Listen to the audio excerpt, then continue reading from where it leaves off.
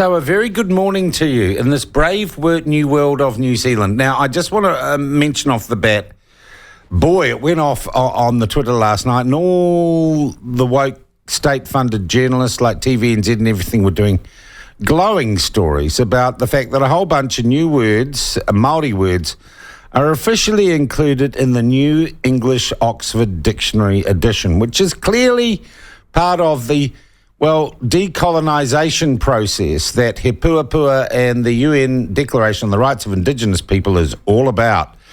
What none of these stories will tell you before your blood pressure goes off the scale is it is only the New Zealand version of the Oxford Dictionary in which these words will appear.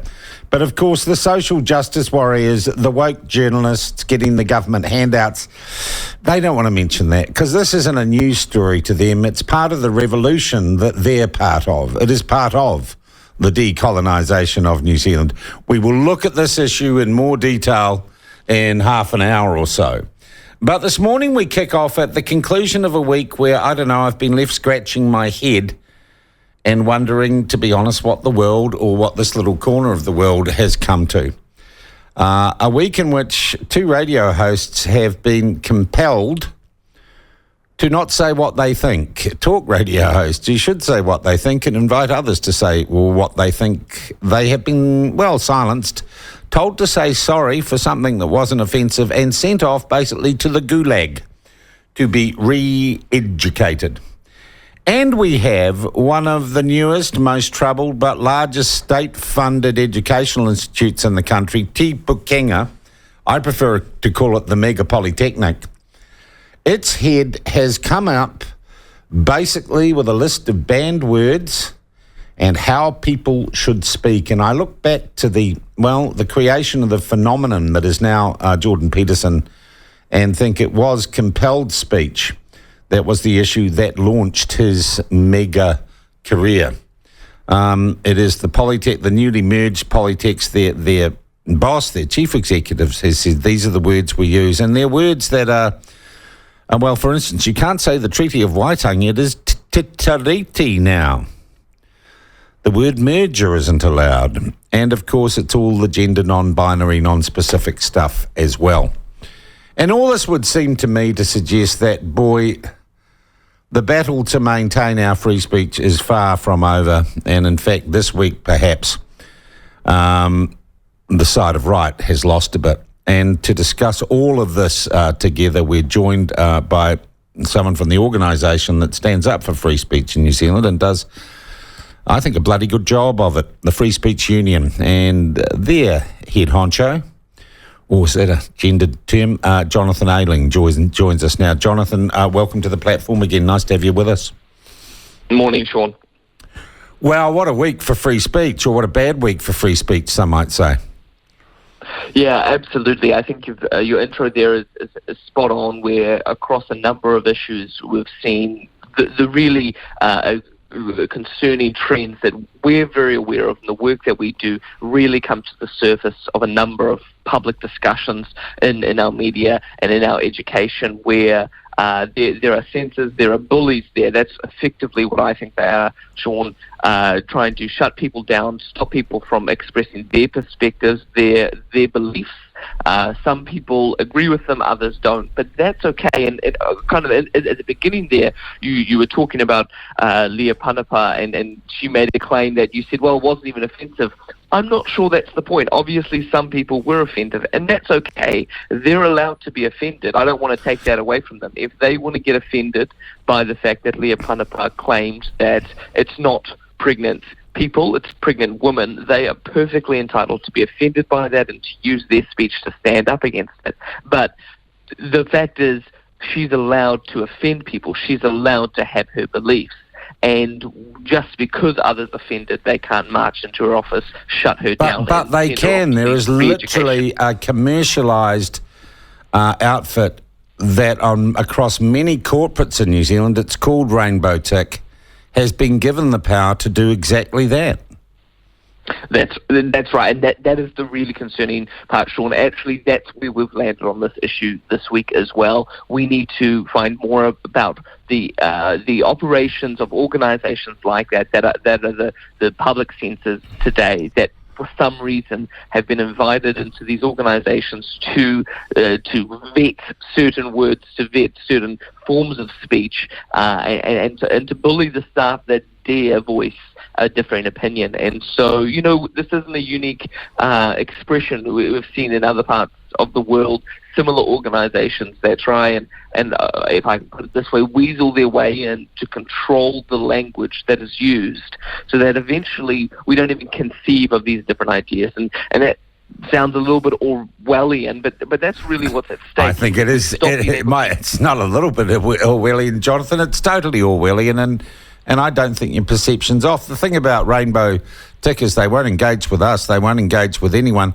And they are, I presume, are going to be put in charge of the re-education of Miles Davis and Leah Panapa. The absence of any form of self-awareness is just mind-boggling. You look at the words that they use around the Rainbow Tick training and re-education and these things. It sounds so... it sounds Stalinist, doesn't it? It is really concerning, and in a similar way that you and I have discussed in the past, the Disinformation Project are prosecuting a case of social censor in one corner of our public discourse with regards to theories or perspectives that people consider conspiratorial. In another area of public discourse, we see Rainbow Tick operating at a very similar level and with very shady oversight as well. We know little about the Disinformation Project. We know little about Rainbow Tick, and yet these are both organisations that are given incredible clout in public media, in public discourse, and in institutions around our country. And I don't think everyday Kiwis are served well by their ability to speak openly being vetted and being policed by organisations like this that actually have no representative function. Look, before we get to Te Pūkenga, and I agree with everything you've said about Rainbow Tick, before we get to Te Pūkenga, the mega merged polytechnic that'll drive them crazy, I want to talk about actually where we started here on the platform this week. We had Meng Foon and Nobby Clark on to talk about that poem, and then to talk about the disparity between Meng Foon's willingness to jump all over Nobby Clark for using the N and some other words perfectly in context when discussing the controversy over the poem. And I'm not sure if you heard Meng Foon with me and Nobby on Monday. I did, yes. And it seemed to me a real problem emerged there, in that Meng has one view of the world for one set of people and one view for another. I was very concerned by the comments that were made during that interview. I'll be honest though, Sean, I was really concerned by both what Meng Foon said and also by what Nobby Clark said. And first of all, to Meng Foon, absolutely, you're right. It's become very clear that there's just an underlying hypocrisy that exists in that space, and this is these are comments I've made for some time now. Meng Foon came out and said, he made a statement that said freedom of speech legislation, that means while some language may be awful or hurtful or offensive, it is still lawful. And I go, fantastic, thanks Meng. It's great to finally hear you say that freedom of speech, he did say that, and that means people can say offensive things.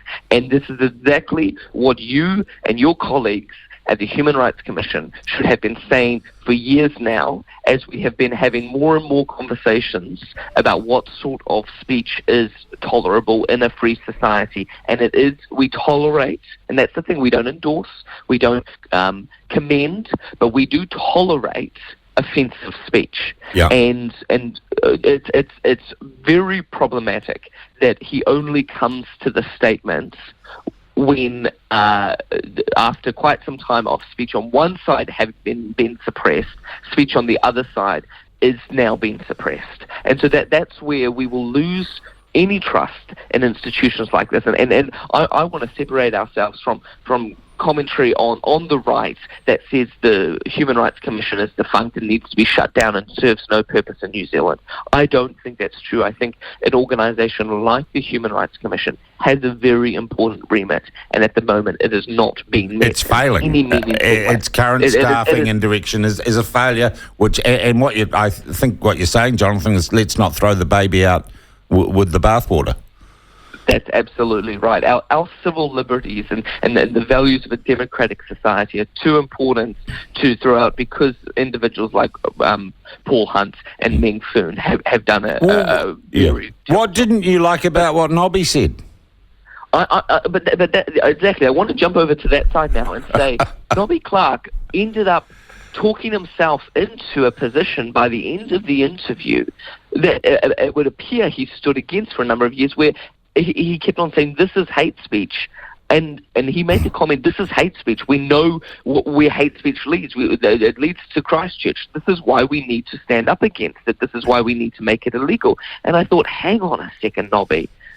You have been part of the campaign that we have led for 2 years now to say that hate speech is not beaten through censorship.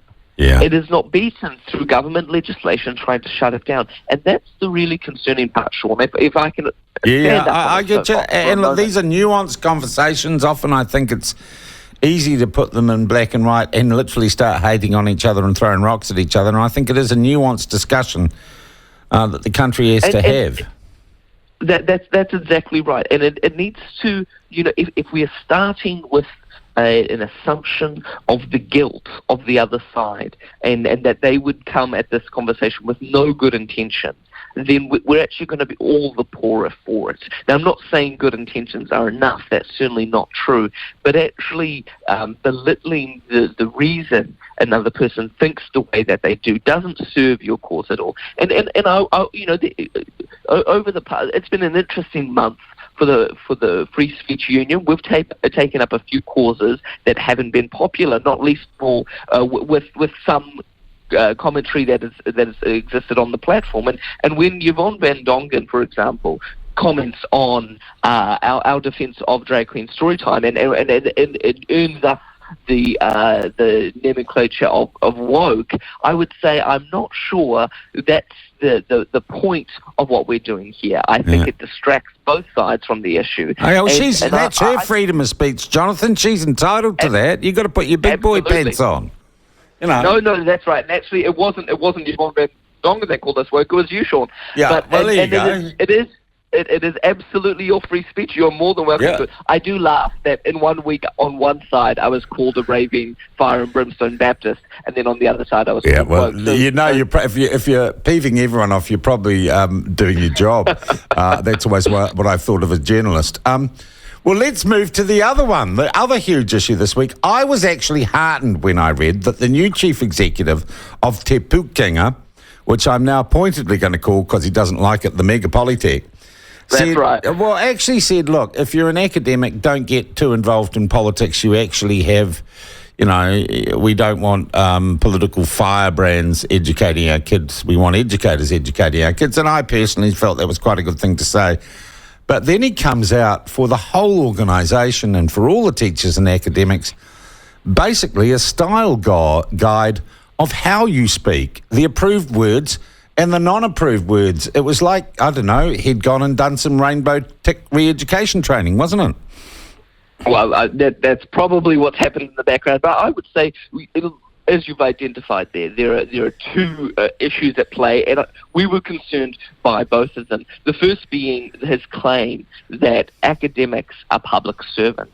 And this is just an incredibly... the ignorance to make that claim, I'm sorry, is astonishing. I worked in the Beehive when Bill English was Prime Minister. I had to read the Cabinet Manual from cover to cover, and 3.35 of the Cabinet Manual clearly outlines that Crown entities are part of the state sector, and there are 5 categories of 5 entities, so that's not even the public service, that's the state sector, and that's true except for one of the 5 Crown entities, and that is tertiary education institutions, which are not even part of the state sector, and so they sit in a lower, they're not part of the state service. They are part of the state sector, which is this very broad, encompassing area that certainly cannot be characterised as public servants. There are real, and the reason this is important is because it draws into conversation what happened with Rob Campbell the other week. A public servant as clearly as they come,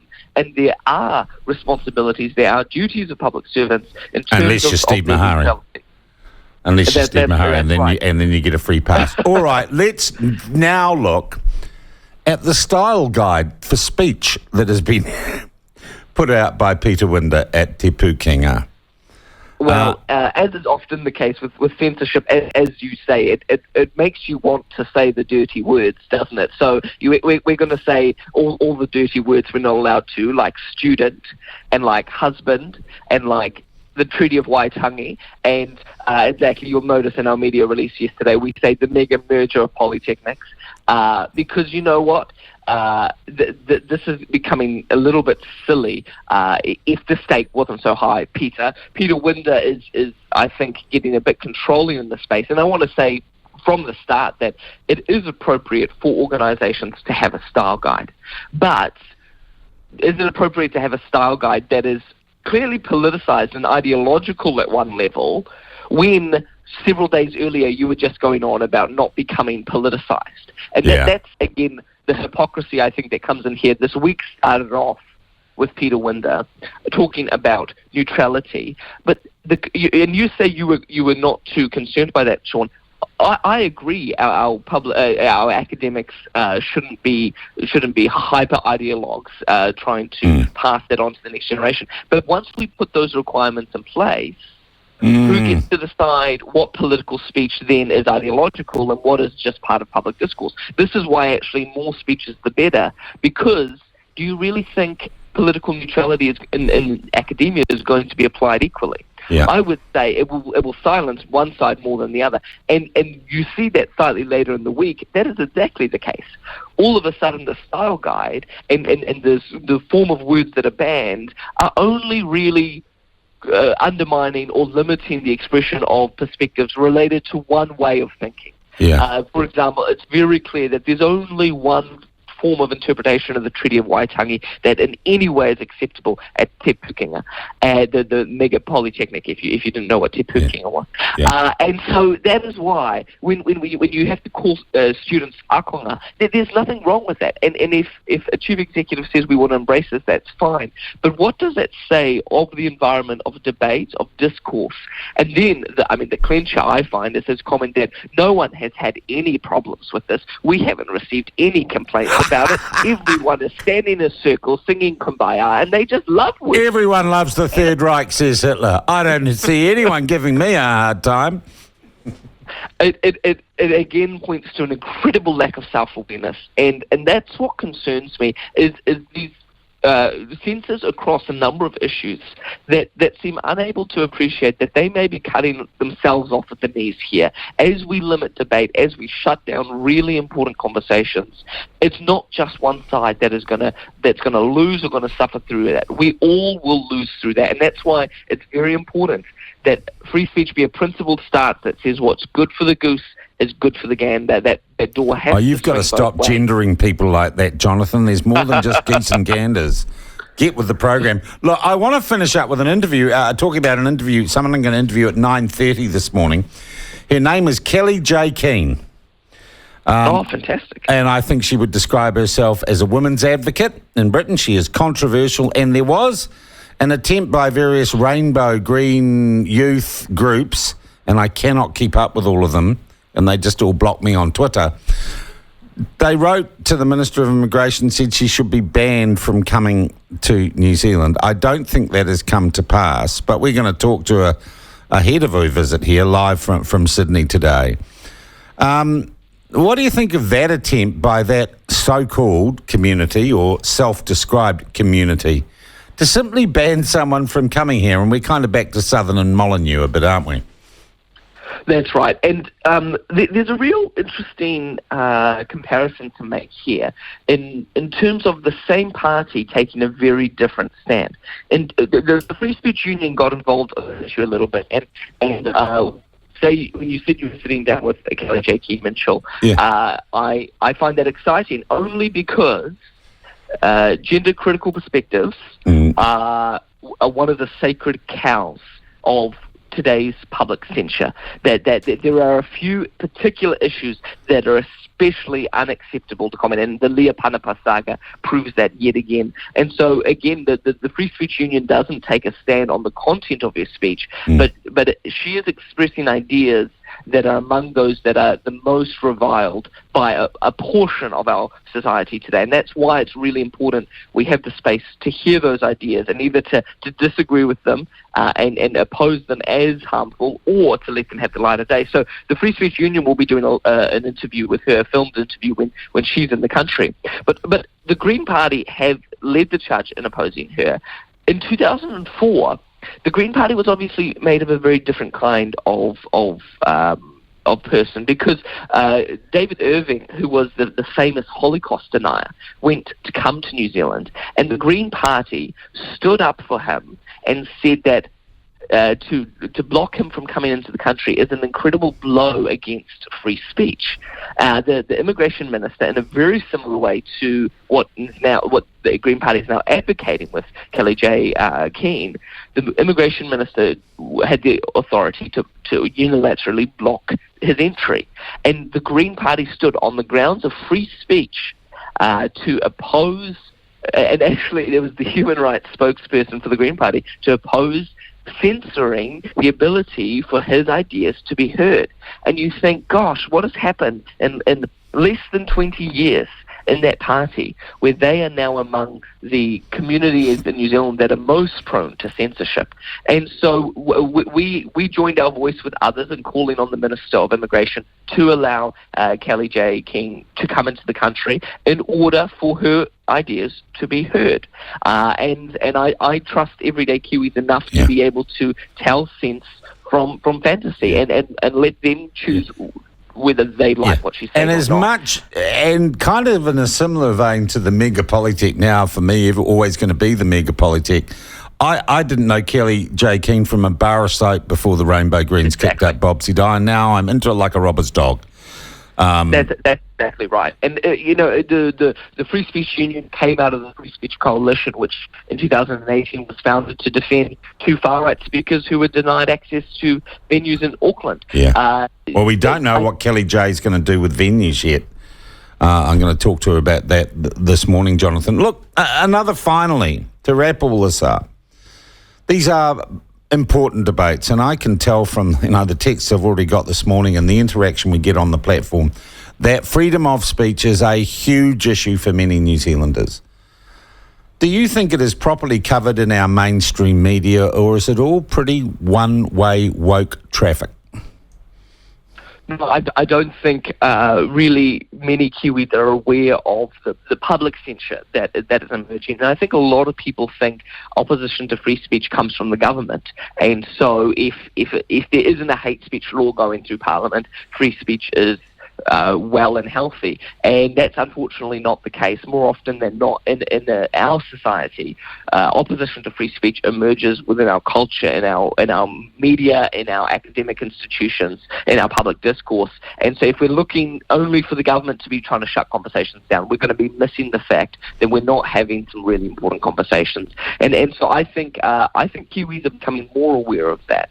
But I think it is only as we begin to lose free speech that we appreciate the incredible liberty that it is, and you can't fight for it very easily once it's gone. So we need to have that revelation before it's too late. Jonathan, I take it that the Free Speech Union isn't a rainbow tick organisation.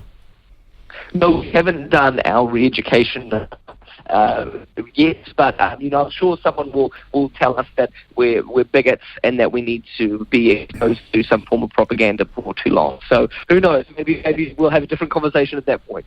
Jonathan, always a pleasure talking to you, and we'll talk again soon. That is Jonathan Ayling from the Free Speech Union. Geez, we covered some ground there. Also, just want to throw in, and I had it on my list today, Greta Thunberg has started, she took down a tweet that said it'd be all over for the world by 2023 if we didn't stop using fossil fuels. Guess what, Greta? We haven't stopped using fossil fuels, and it's not all over, and there's still ice in Antarctica. feels like to me like the environmental movement or the Green Nazis are walking quite a lot of stuff back right now.